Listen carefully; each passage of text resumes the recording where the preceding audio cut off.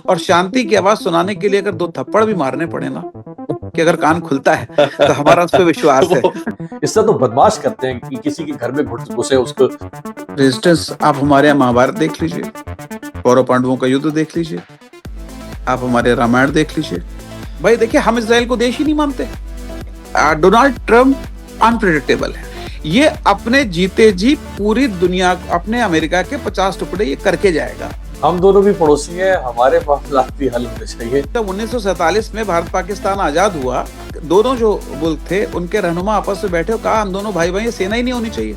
हम वतन बात न समझे, वो वतन मुझको दिया, पर फरिश्तों को दिए तूने, तो क्या गम इसका, यही क्या कम है कि इंसान का चलन मुझको दिया। बिस्मिल्लाहिर्रहमानिर्रहीम। अमेरिका ईरान जंग और ईरान की अमेरिका के सामने यानी आलमी इस्तेमार के सामने मुज़ाहमत, और 30 दिन से मुसलसल ईरान के जवाबी हमले, ईरानी कौम का इत्तेहाद, ईरान जैसे कई गुना अमेरिका की निस्बत दिफाई लिहाज से, अस्करी लिहाज से छोटे मुल्क का आंखों में आंखें डालकर जवाब देना और यह कहना कि हम कान के बदले कान लेंगे और आंख के बदले आंख लेंगे। ईरान के इस जेस्चर को अक्सरियत दुनिया इस वक्त सराह रही है, खासतौर पे वो लोग जो इंपीरियलिज्म के खिलाफ हैं, जो इस्तेमार के खिलाफ हैं, जो साम्राज्य के खिलाफ हैं। और सबसे अहसन बात यह देखने को मिली कि मुसलमान तो चूंकि ईरान एक मुस्लिम अक्सरियती मुल्क है, लेकिन बहुत सारे दुनिया में गैर मुस्लिम, जिसमें सिख मजहब हो, हिंदू मत हो, दीगर मजाहब हो, हत्ता कि वो लोग जो एथीस्ट हैं, जिनका कोई मजहब नहीं, वो भी ये समझते हैं कि ईरान के ऊपर जारहियत की गई है। और पाकिस्तान के हमारे पड़ोसी मुल्क भारत से, कश्मीर से लोगों ने फंड रेजिंग की, जिसमें सिख जो भारतीय हैं उन्होंने भी अपना हिस्सा डाला, और बहुत सारे हिंदू पंडित और हिंदू अवाम, उनकी तरफ से भी ईरान के ऊपर होने वाली इस जारहियत के खिलाफ भरपूर आवाज देखने को मिली। उन्हीं में से एक शख्सियत आज खुसूसी तौर पे एक्सक्लूसिवली हमारे साथ है, लखनऊ से श्री स्वामी सारंग जी साहब, बहुत बहुत शुक्रिया आपका। इनका मुख्तसर तारुफ मैं आपके सामने करवा दूं, उसके बाद फिर आप जब इनकी गुफ्तगू सुनेंगे तो आपको अंदाजा हो जाएगा। बहुत कम लोग हैं, अब तकरीबन तमाम मज़ाहिब के अंदर कहीं ना कहीं तशद्दुद का एलिमेंट मिलता है या अदम बर्दाश्त का एलिमेंट मिलता है, और वो लोग जो किसी भी मजहब में जो हार्मनी की बात करें, को एग्जिस्टेंस की बात करें, इंसानियत की बात करें, वो लोग वाकई काबिल कदर हैं। और उन्हीं में से स्वामी जी शामिल हैं और हमारे साथ मौजूद हैं। बहुत बहुत शुक्रिया एक बार फिर आपका स्वामी जी। ईरान और अमेरिका का ये जो झगड़ा है, ये उस वक्त से शुरू हो गया था जब खुमैनी साहब की ईरान में हुकूमत कायम हुई, इस्लामी इनकलाब आया, लेकिन बहुत वक्त लगा इस नौबत तक आने पे मामला कि अमेरिका बराह रास्त जंग मुसल्लत कर दे। आपकी नजर में क्या वजह हो सकती है? शुक्रिया भाई अब्बास, मैं आपका शुक्रिया अदा करता हूं कि आपने मुझे इस प्लेटफॉर्म पे आमंत्रित किया। इमाम खुमैनी साहब की लीडरशिप में ईरानियन रिवॉल्यूशन में केवल सत्ता नहीं बदली थी, उसने पूरी पश्चिमी प्रभाव को चुनौती दी थी, और ईरान ने अपनी संप्रभुता को धर्म और राजनीति से जोड़ा, जबकि यूनाइटेड स्टेट्स इसे अपने वैश्विक हितों के विरुद्ध मानता था।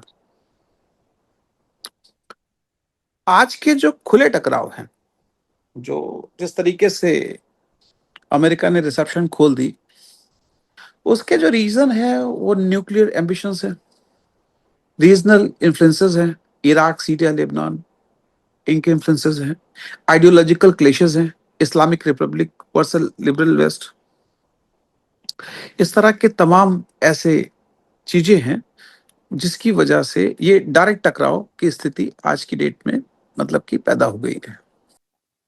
और आपकी नजर में ये जो तनाज़ा है, क्या ये सिर्फ सलामती का यानी सिक्योरिटी का और डिफेंस का मसला है, या ये ज्योग्राफी का इशू है, पॉलिटिक्स का इशू है, इकोनॉमी का इशू है?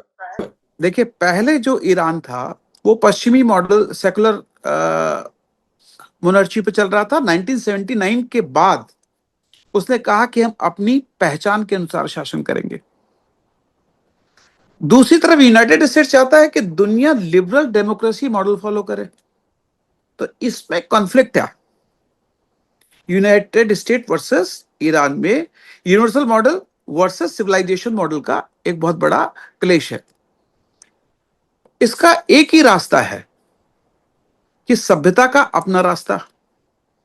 स्ट्रेटेजिकली अगर आप इसको देखें तो इसमें एनेक्सिटी है। यूनाइटेड स्टेट्स का इसमें डर है कि अगर ईरान मजबूत हुआ तो मिडिल ईस्ट में यूनाइटेड स्टेट का इन्फ्लुएंस कम हो जाएगा। ईरान का डर है कि अगर यूनाइटेड स्टेट डोमिनेट करता रहा तो उसकी जो सोवरेनिटी है वो खत्म हो जाएगी। मैं एग्जांपल देता हूं कि गल्फ देशों में United state military base, Iran का रीजनल नेटवर्क, हिजबुल्लाह की तरह के जो भी ऑर्गेनाइजेशंस हैं, अगर हम एक दूसरे को अगर एक्सटर्नल अगर थ्रेट मानते हैं, उसके बाद आता है साहब इकोनॉमिकल अंडरकरेंट्स, जिसकी हिडन रियलिटी जो है मिडिल ईस्ट दुनिया का सबसे बड़ा ऑयल रीजन है। अब ये काम कैसे करता है? Oil supply control, global economic control, sanctions economic को दबाना, आर्म्स डील, ये बिलियंस का बिजनेस है। इसके लिए वार वार नहीं है, ये इकोनॉमिकल आइडियोलॉजी है। इसको समझने की कोशिश करें। ये जो लड़ाई है यूनाइटेड स्टेट्स की, ये एक इकोनॉमिक आइडियोलॉजी है ईरान को क्रश करने की। इस्लाम में देखें, ये बहुत वाज़ेह चीज मिलती है कि आप किसी बुराई को एक्सेप्ट नहीं कर सकते, किसी जुल्म को एक्सेप्ट नहीं कर सकते। यू हैव टू से नो। और उसमें फिर हम इस्लाम में एक बहुत बड़ा वाकया देखते हैं, जो करबला का वाकया। और वो एपिक है, क्लाइमेक्स है कि आपने किसी अ, गलत हुक्मरान को या किसी गलत फैसले को आपने नो कैसे कहना है। रेजिस्टेंस मिलती है। हिंदू मत में क्या क्या तस्वुर है रेजिस्टेंस का, मुजाहमत का?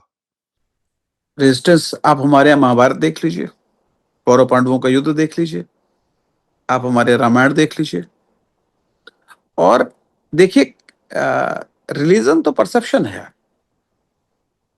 और इस्लाम, जो मेरी अपनी मान्यता है कि इस्लाम धर्म नहीं है, ये एक मैनेजमेंट है जो किताब से चलता है। उसमें जरूर कोई एक खास बात है जो पूरी दुनिया की 1/5 आबादी उसको मानती है। तो जो जितना उस किताब को मानता है वो उतना मुसलमान है। और इस पे सारा मसला एक 6000 साल पुरानी सभ्यता एक ऐसे असभ्य लोगों से लड़ रही है जिनका कोई कल्चर ही नहीं है। अमेरिकन का कल्चर ही नहीं है। ईरानियन की 6000 साल पुरानी ये जो कल्चर है, 6000 साल, 5500 साल पुराना है। हमारी सभ्यता 5500 साल पुरानी है। अगर आप इस्लाम की बात करें तो 1400 साल पुराना है। उसके पहले अगर हम सभ्यता के दृष्टिकोण से देखें तो हम सब तो भाई भाई थे, एक ही ब्लड है, वी आर आर्यंस जी। और आप ने खुद भी खामनाई साहब की शहादत पे आपने भी उस पर ताज़ियत की, और आपकी शायद आप ईरानियन एम्बेसी या कॉन्सुलेट गए, जी वहां पे भी आप गए। तो ये हमने देखा कि आपके अलावा भी कुछ और हिंदू पंडित हैं, हिंदू अवाम जनता है आपकी, उन्होंने भी कहा कि ये जुल्म हुआ है और वो ईरान के साथ हैं। क्या वजह है? मतलब हम जो सॉरी, यानी जो अमूमी तौर पे समझा जाता है कि ये मुसलमान है, ये हिंदू है, ये सिख है, ये मुसलमानों की जंग है, ये आपस में लड़ रहे हैं, ये हिंदू है, ये आपस, ये क्या, मैं समझना चाहता हूँ कि वो क्या वजह थी? देखिए, पहली बात तो ऐसा है कि हिंदू मुसलमान कोई झगड़ा नहीं है। जो फंडामेंटलिज्म है, जब जिस दिन से शुरू हुआ उसमें टोटल 48,000 लोग थे पूरी दुनिया में, जिन्होंने पूरी दुनिया में मतलब किसी भी तरीके का जो आतंकवाद था उसको फैलाया। टोटल 48,000 लोग थे। आज भी वही 48,000 लोग हैं। उनमें हमारे में फर्क सिर्फ इतना सा है कि 24x7 उस काम को करते हैं और हम लोग सिर्फ सेमिनार करके उसके विरोध में बंद हो जाते हैं। सिर्फ इतना सा फर्क है। आपने जो कहा कि दूसरे मजहब के लोग, शांति का कोई मजहब नहीं होता। शांति पसंद लोगों का कोई मजहब नहीं। शांति पसंद लोगों की कोई जात नहीं होती। और हर वो आदमी जो किसी भी तरीके से, भाई देखिए, खामनाई साहब बुजुर्ग थे, हमारे बुजुर्ग थे, आपके बुजुर्ग थे, और, और इस पूरी कायनात में हर उस आदमी के बुजुर्ग थे जो कि इंटरनल वॉरियर है, जो किसी भी गलत बात के खिलाफ खड़ा होने का दम रखता है। और शांति हमेशा खून बहा के आती है। सम्राट अशोक से लेके आप आज तक के युग में ईरान क्यों लड़ रहा है? शांति के लिए ही तो लड़ रहा है। ईरान ने पीछे 20 सालों तक अपने आप को तैयार किया इसलिए कि उसको शांति मिल सके। हम वॉरियर इसलिए मानते हैं क्योंकि इतने सारे इकोनॉमिक रिस्ट्रिक्शंस के बाद भी वो सबसे लड़ रहा है। लड़ किस लिए रहा है? कि उसकी आवाम शांति से रहे, उनके बच्चे शांति से रहे। जिस तरीके से यूनाइटेड स्टेट ने मारा, जिस तरीके से उन्होंने वहां पे हमले किए, जिस तरीके से उन्होंने उनको शहीद किया, हम तो शहीद ही कहते हैं उनको, जिस तरीके से उनको शहीद किया वो बिल्कुल मजम्मत की बात है। और ना केवल मजम्मत की बात है, बल्कि भाई उन्होंने तो ये मान के किया था कि वो कब्जा कर लेंगे। उन्हें ये थोड़ी ना मालूम था कि हर घर से खाना नहीं निकलेगा। सही। ये फरमाएं कि देखिए तारीख जो सिविलाइजेशंस के दरमियान टकराव या तसादुम या जो तनाज़ात मिलते हैं, क्लैशेस मिलते हैं तहजीबों के दरमियान, उससे तारीख भरी पड़ी है। सिकंदर आजम और दारा सिवुम के दरमियान तनाज़ा, और बहुत सारी मिसालें। हमारा ये पूरा खित्ता जो है, ये जैसे आपने कुछ मिसालें दी अपने मजहब के किताबों की या तारीखी वाकयात की, तो क्या ये जो जहनियत है, यानी एक हारने वाला है और एक जीतने वाला है, एक सही रास्ते पर होगा, एक गलत रास्ते पर होगा, ये ब्लैक एंड व्हाइट में चीजें होती हैं या ये ग्रे में होती हैं कि नहीं ये ईरान भी ठीक है और अमेरिका भी ठीक है? ये जो टकराव है इसमें ठीक और गलत का फैसला कैसे होता है? देखिए, ऐसा होता है कि जब मतलब मेरा मानना होता तो कैसा है, जो भी पूरी दुनिया को कुछ खास लोग अपने खास तरह के फायदे और खास तरह के नुकसान की वजह से इस कायनात को चला रहे हैं, और पूरी दुनिया एक प्राइवेट लिमिटेड कंपनी बन के रह गई है। ये पूरा कॉर्पोरेट है। ये पॉलिटिकल तो रह ही नहीं गया, ये पूरा कॉर्पोरेट है। मेरा मानना यह है कि आज दुनिया में शांति पसंद लोगों की जरूरत है। हार जीत का तो मसला है, आप किससे जीतेंगे? हम आप लड़ लेंगे तो जीतेगा कौन? अगर हमारी आपसे लड़ाई होगी तो हम दोनों हार गए ना। अगर हमने लड़ ली, देखिए आज की डेट में अमेरिका तो हार गया। हम कहते हैं कि बड़े हैं तो आप बतलाएं ना कि कितने बड़े हैं। आप माल में बड़े हैं तो मालूम पड़े। भाई आप माल में बड़े हैं तो आपका दिल बड़ा है, तो आप उनके ऊपर से आप मतलब कि जो आपने उनके ऊपर प्रतिबंध लगा रखे हैं वो हटाएं। अगर आप इज्जत में बड़े हैं, अगर आप इज्जत में बड़े हैं तो आपको इज्जत देनी चाहिए। अगर आप संस्कार में बड़े हैं तो भाई हम नहीं मानते। देखिए मैंने आपसे कहा ना कि अनकल्चर्ड लोगों की एक 6000 साल पुराने सिविलाइजेशन से ये लड़ाई है। और देखिए हथियारों के बल पे अगर गर्दन काट के अगर सत्ता ली जाती, और गर्दन काट के अगर आदमी उस सत्ता पे काबिज रह पाता होता और उसको शांति मिलती, तो मैं बड़ी मादरत के साथ कह रहा हूं, लोग अपने सामने वाले की गर्दन काट देते, पड़ोसी की काट देते, पूरा शहर काट देते। नहीं काटा ना, इसका मतलब इससे नहीं मिलती है। भाई हर मुल्क के अपने सियासी मसले होते हैं। उन सियासी मसलों में अमेरिका की लड़ना मजबूरी है, अमेरिका की लड़ना मजबूरी है। हम देखिए इसके पहले की जो लड़ाई हुई थी तो मैंने कहा था कि ये ट्रायल है, इसके बाद का जो झगड़ा होगा वो स्ट्रेटेजिकली होगा। भाई जिसके 10 में से 8 लगे वो इसलिए लड़ेगा कि उसके 2 क्यों नहीं लगे, और जिसके 10 में से 5 लग गए वो इसलिए लगेगा कि 5 क्यों नहीं लगे। तो एक बहुत बड़ा बाजार खुल गया। अभी इसके बाद का जो है, ईरान का नुकसान हुआ, पास के संबंधित देशों का नुकसान हुआ, जो जो लोग जो इंफ्रास्ट्रक्चर का जो नुकसान हुआ, उस पर जो रिकंस्ट्रक्शन के लिए जो कंपनियां आएंगी, मेरे ख्याल से हम आपकी को इसकी बॉटम लाइन, अगर if we discuss about the bottom line, कि हर वो आदमी, हर वो देश जो शांति पसंद है उसको पर्टिकुलर उसका विरोध करना चाहिए। और भाई अगर आपका पड़ोसी गुंडा है तो आपको एक आदमी, शरीफ आदमी अपॉइंट करना चाहिए। देखिए हर आदमी मतलब ऐसा नहीं होता कि आप कहते हैं ना सर के ऊपर सर होते हैं। भाई गांधी जी की बात भी तो सुनी गई, महात्मा गांधी की बात भी तो सुनी गई। जी जी, तो एम्बेसडर ऑफ पीस थे। ये एम्बेसडर ऑफ पीस थे। मैं पीस पे काम करता हूं। मैं कहता हूं जी बात करनी चाहिए, हम बात करनी चाहिए। अरे गोली थोड़ी ना मार देंगे, अरे मार देंगे तो एक दूसरा झगड़ा होगा, झगड़ा तो हो ही रहा है, बात समझिए, झगड़ा तो हो ही रहा है, एक और बड़ा हो जाएगा, उसमें क्या दिक्कत है। सही बात।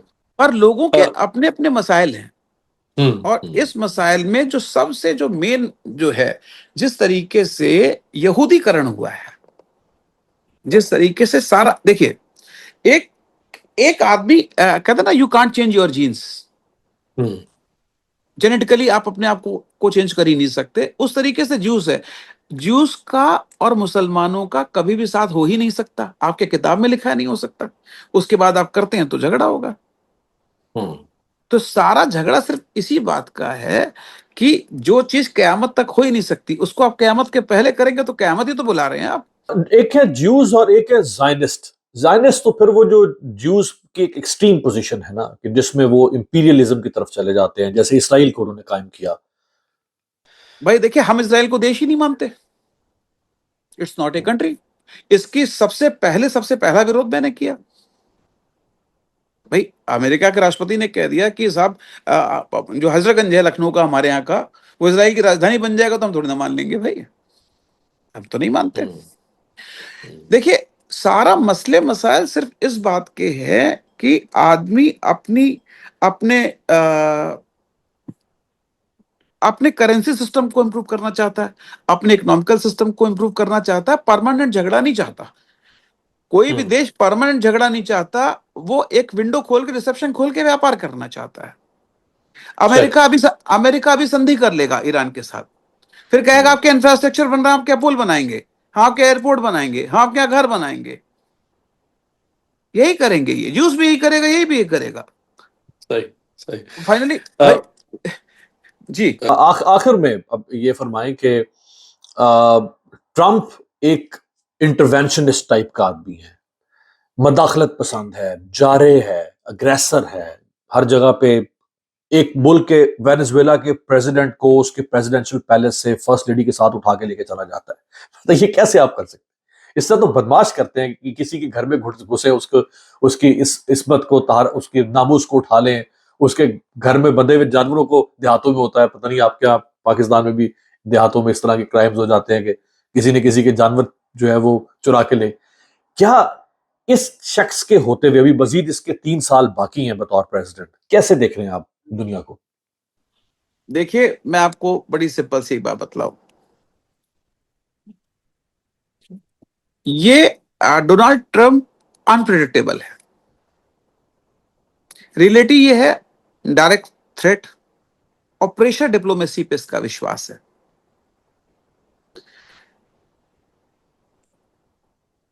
प्रेशर डिप्लोमेसी पे ये जो भी फॉरेन पॉलिसी, फॉरेन सिस्टम ये जो भी बनाते हैं, यूनाइटेड स्टेट अपनी पॉलिसी ड्रिवन स्टेट है। इसके 3 इंस्टीट्यूशन है, पेंटागन, सीआईए और स्टेट डिपार्टमेंट। इंडिविजुअल इसका कुछ भी नहीं है। आज ये चला ले, कल को इसके ऊपर 3 साल तक चला पाएगा नहीं चला पाएगा, ऊपर वाला उनको लंबी उम्र दे। पर अगर ऊपर अल्लाह, भगवान, जीसस जो भी है, नीचे जब झांक के देखता है ना, जुल्म अगर हो रहा होता है तो चलता आदमी देखे, जीवन मौत के तो भरोसा नहीं, हर जगह लिखा है। मुझे नहीं लगता कि इनकी शेल्फ लाइफ कोई बहुत ज्यादा है। आई एम सो सॉरी, ईश्वर उनको लंबी उम्र दे। मुझे नहीं लगता कि everything is got there on shelf life, even the thoughts. हर जिसने भी जुल्म किया आज तक, जिसने भी, शेल्फ लाइफ से मुराद ये कि कहीं इनको ये असैसिनेट हो सकते हैं। ना, shelf life of the life, shelf life of the state, shelf life of the currency, shelf life of the infrastructure. ये अपने जीते जी पूरी दुनिया को, अपने अमेरिका के 50 टुकड़े ये करके जाएगा। ये भी साहब, ये मैंने बहुत पहले कहा था कि अगर दोबारा आया तो अपने जीते जी 50 टुकड़े ये अमेरिका के करके जाएगा। अब चूंकि ये इसमें और सोवियत संघ, जो सोवियत संघ का बंटवारा हुआ था, उनमें फर्क ये है कि ये मतलब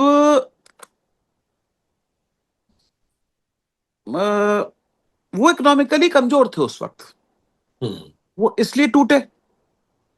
अब ये इकोनॉमिकली कमजोर कैसे होंगे? जिस दिन आपके यहां गोल्ड बेस्ड नई कोई इकोनॉमी सिस्टम, नया पेमेंट गेटवे बन जाएगा, जिसमें कि Iran, Hindustan, Russia, China, Japan जैसे मिलके, मतलब डिप्लोमेटिकली बात चल रही है गोल्ड बेस्ड करेंसी। हमारे तो जी 500 रुपए का नोट होता है, उस पर 100 रुपए का उस पर लिखा होता है मैं धारक को 100 रुपए अदा करने का वचन देता हूं, और इंडियन गवर्नमेंट उसके पीछे 100 रुपए का सोना लेके बैठी रहती है। आपको और डॉलर के पीछे ऐसा कुछ भी नहीं है, जितने चाहे छाप लो। और आपको सही बतलाऊं, अमेरिका से भारत, पाकिस्तान, चाइना और एशियन मुल्क के टेक्नोक्रेट निकाल दिए तो वहां का आदमी तो 10वीं पढ़ा भी नहीं है, उसे तो कुछ आता ही नहीं है। आप मतलब प्रैक्टिकल बात है। हाँ, लैंड ऑफ इमिग्रेशन है, बहुत सारे जी इमिग्रेंट्स जी, हैं जो बहुत आम जगहों पे बैठे हैं। जो विजिबल वार, विजिबल वार और अनविजिबल वार है, और जो नैरेटिव वार है, जहां पे एक दूसरे देश को आदमी अटैक नहीं करता, उसकी इकोनॉमिक डेटा परसेप्शन पर हमला करता है। आज ये युद्ध के बैटलफील्ड, ये बैटलफील्ड नहीं होके ये माइंड स्पेस बन गया है। अगर एक दूसरा सेशन कभी अगर हमारा आपका रहा जी, तो मैं आपको, अगर आप दिखा पाए तो मैं आपको ऐसी ऐसी चीज बताऊंगा कि आपकी तबीयत खुश हो जाएगी। आप कहेंगे कि लोग कितनी रिसर्च करके मतलब बैठे हैं। और ये बात मेरी है कि ईरान बिल्कुल हक पे है, और आने वाले कल में ईरान अपने खित्ते का सबसे मजबूत लीडरशिप इसकी मतलब कि डेवलप होगी। उसके साथ इसराइल के साथ प्रॉब्लम ये है कि उसको अपने पड़ोसियों से खतरा रहता है। टेक्नोलॉजिकली वो एडवांस है, पैसे में मजबूत है, पर वो कहते हैं ना कि अच्छी रिश्तेदारी तब तक नहीं हो पाती अगर आपका पड़ोसी अच्छा नहीं है तो। सही। ठीक है, अपने पड़ोसी का ध्यान रखना चाहिए। तो उसकी वजह से इसराइल वहां पे मार खा जाता है। और बाकी रही यूनाइटेड स्टेट की बात, तो everything is got there in shelf life. हम दोनों भी पड़ोसी हैं, हमारे मामलात भी हल होने चाहिए। सारे पड़ोसी जहाँ जहाँ पे है मैं उनके कहीं आपको ना कहीं गड़बड़। मैं आपको 2 सेकंड में खत्म कर देता हूं। जब 1947 में भारत पाकिस्तान आजाद हुआ, तो दोनों जो मुल्क थे उनके रहनुमा आपस में बैठे और कहा हम दोनों भाई भाई, सेना ही नहीं होनी चाहिए। बल्कि कायद आजम का, हमारे जो फाउंडर थे, फाउंडर ऑफ द नेशन, उनका विजन ये था कि जैसे अमेरिका और कनाडा साथ रह सकते हैं तो पाकिस्तान और इंडिया साथ नहीं रह सकते।